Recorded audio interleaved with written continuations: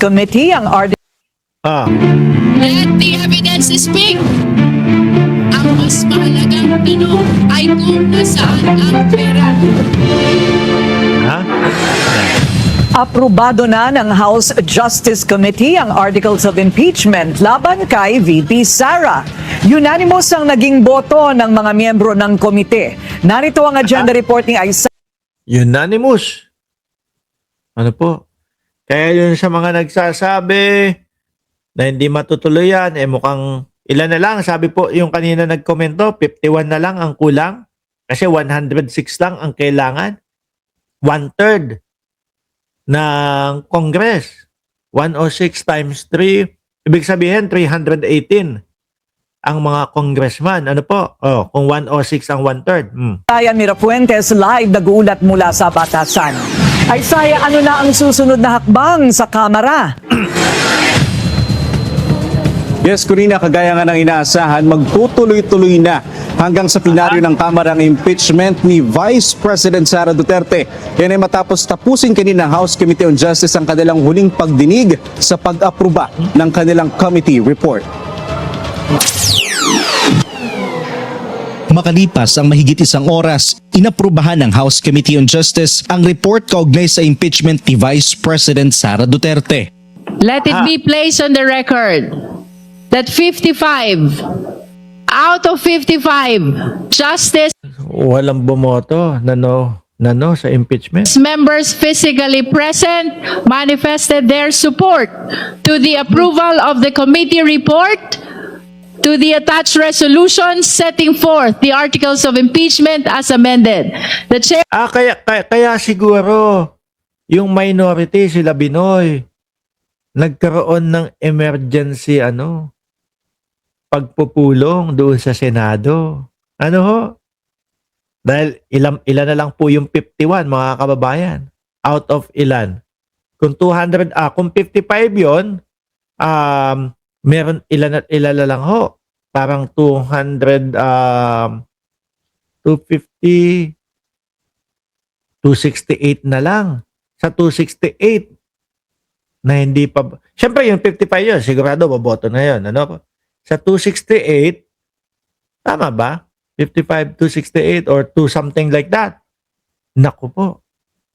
Konting-konti na lang pala ang 51 doon, ano?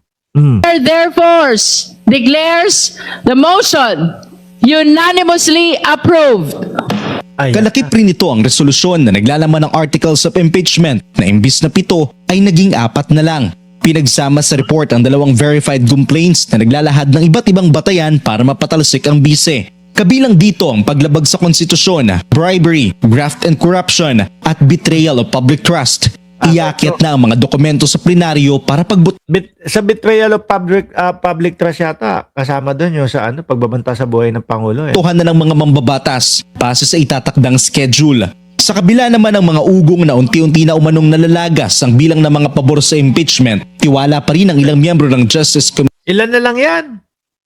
51 na nga lang, sabi Di ba? 51 na lang. Yung kung dati sabihin na natin, nalalagas nga talaga. Yung dati, 260. Di ba yung bumoto? Sabi mo nang malagas yung 50. Di magkano pa din yan? 200 to 210 pa din. Lagpas kalahati pa din. Nalulusot sa Kamara ang mga reklamo. Well, alam naman natin, may kinalaman sa 2028, kaya nga nag-anunsyo ng maaga si Vice President para bilang panakot sa mga... Hindi. Ayon. Totoo din yun. No?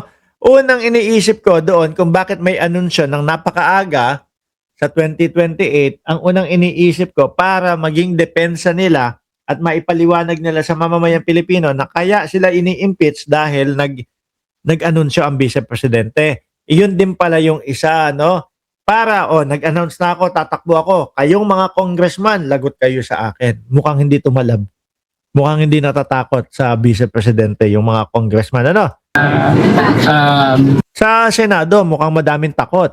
Ito, precisely sa mga kongresista sa panahon ng impeachment. Tahasan namang ibinunyag ni Sabi ni Erwin, Lokre, live po ba ito? Live na live tayo, boss. Kada alas 8 ng umaga at alas 8 ng umaga at alas 8 ng gabi, araw-araw. Caloocan 2nd District Representative Edgar Erice na hindi siya dadalo sa botohan ng impeachment. Ito hindi mo alam kung ano eh. DDS pa ba? Ano ba to? Kakamping pa din ba to? Or DDS na? Etong si Erice. O natatakot sa Vice Presidente? Hindi, dapat kapag kaganyan, meron kang may pagtindig ka. Ano po? Hindi hindi na ako dadalo, ganito. It's either natatakot, baka bayad, or hindi natin alam, baka duwag talaga. This is about partisan politics. Ah, This is about destroying your enemies, using instrumentalities of government to persecute a sir, akala ko naman matalino ka. Pinakita na, diniscuss na yung ebidensya, yung sa AMLAC, 18 out of 18. Tapos sasabihin mo, dinidestroy lang, pag-destroy lang sa mga kalaban sa politika. Anak ng puta naman yan, no? political opponent. Dot Pintura, shout out at kay Archie Beroya, na kaibigan natin. Kapag nagkaroon na ng schedule sa plenary, kakailanganin ng 1/3 na botong pabor sa impeachment o katumbas ng 106 para tuluyan ng ma-impeach si VP Sara. Aha. Corina, matapos niyang pag-aproba sa committee report, tatawid na ito sa Committee on Rules na sila namang magtatakda ng schedule kung kailan ito iaakit sa plenaryo para pagbotohan ng mga mambabatas. Corina. Ayan na. Isaiah, sino yung committee members na hindi dumalo sa pagdinig? Mayroon ba? Corina, yung naging resulta ng boto kanina ay 55-0. Ibig sabihin, unanimous ito. Ibig sabihin, walang kampe sa Duterte na mga dumalo. Nako po. Ilan na lang ho yan? Tapos 260 plus ba? Yung boboto. Ang kailangan na lang, 51 na lang po. Kayo, dyan sa comment section. Ano po, iwanan nyo po dyan sa comment section kung ano ang sagot nyo. Posible bang hindi umabot ng 51 pa yung boboto, or easy na lang po para ma-reach yung 106 o 109 na boto para ma-impeach ang Vice Presidente sa Kongreso. No? Diyan sa comment section. Hanggang dito na lang po tayo, mga Boss Chief Pamuser. Huwag niyong kalimutan, pindutin yung like, yung subscribe, and share, mga Boss Chief Pamuser, upang sa ganon, lagi kayong ino-notify ni YouTube pag nag-uumpisa na po ang ating mga talakayan. Maraming salamat and God bless po sa ating lahat.